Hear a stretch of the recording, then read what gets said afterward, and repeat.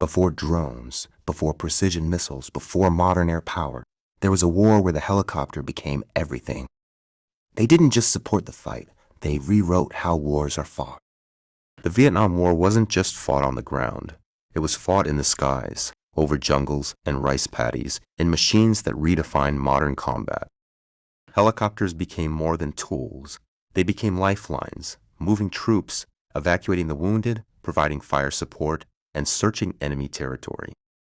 Today, we're exploring every U.S. helicopter used in the Vietnam War, from troopers to gunships, from scouts to dedicated rescue birds, and how they changed warfare forever.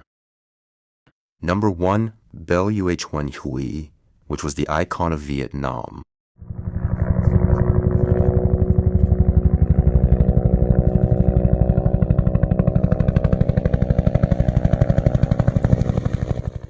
The Bell UH-1 Iroquois, famously known as the Huey, became the unmistakable symbol of the Vietnam War.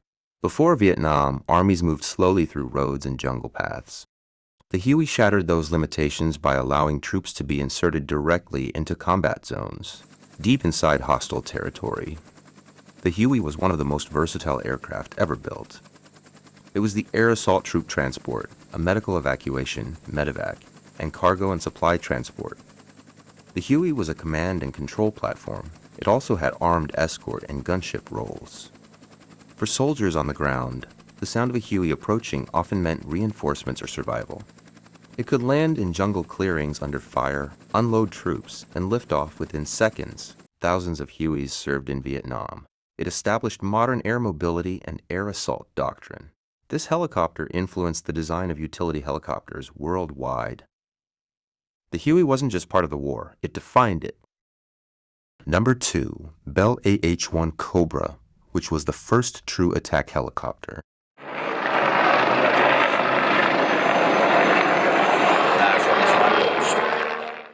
The AH-1 Cobra marked a turning point in military aviation.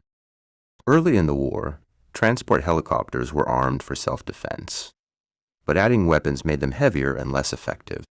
The solution was a helicopter built exclusively for combat. The AH-1 Cobra was slim, with a narrow fuselage to reduce exposure, and had a tandem cockpit for pilot and gunner. It had dedicated weapon systems mounted forward and on wings. The combat roles of this helicopter includes escorting troop transports, suppressing enemy positions, and providing close air support. The Cobra proved that helicopters could be offensive strike platforms, not just support aircraft. Every modern attack helicopter traces its lineage back to this design. This was the moment helicopters became hunters. Number 3, Boeing CH-47 Chinook, which was a heavy-lift workhorse.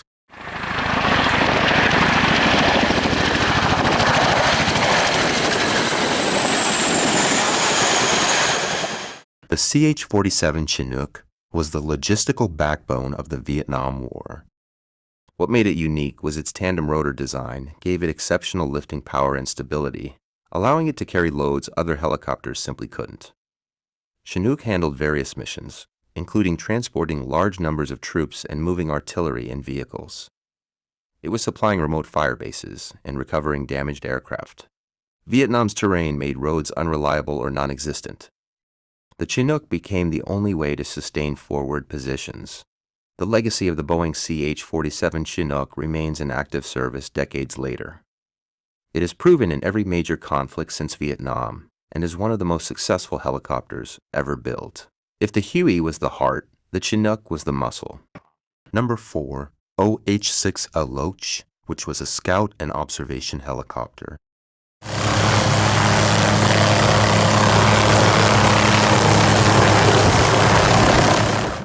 The OH-6 Cayuse, nicknamed the Loach, flew some of the most dangerous missions of the war.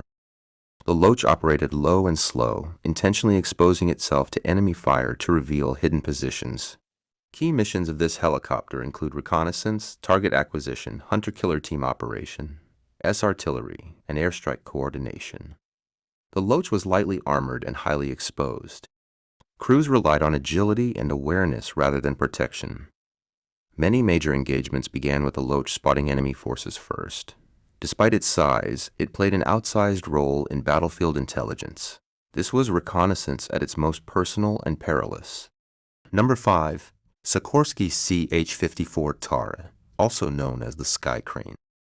The CH-54 Sky Crane looked unconventional because it was built for a very specific purpose. Instead of a traditional fuselage, the Sky Crane was essentially engines, rotors, and a flying crane. Cargo was carried externally, suspended beneath the aircraft. Missions of CH-54 TAR include lifting artillery pieces, transporting vehicles, recovering downed aircraft, supporting construction, and base operations. In Vietnam's terrain, heavy equipment couldn't be moved by trucks or cranes. The Sky Crane made the impossible routine. It didn't fight the enemy, it fought gravity and terrain. Number 6. CH-34 Choctaw, which was the troop and cargo transport. The CH-34 Choctaw was one of the earliest helicopters widely used in Vietnam.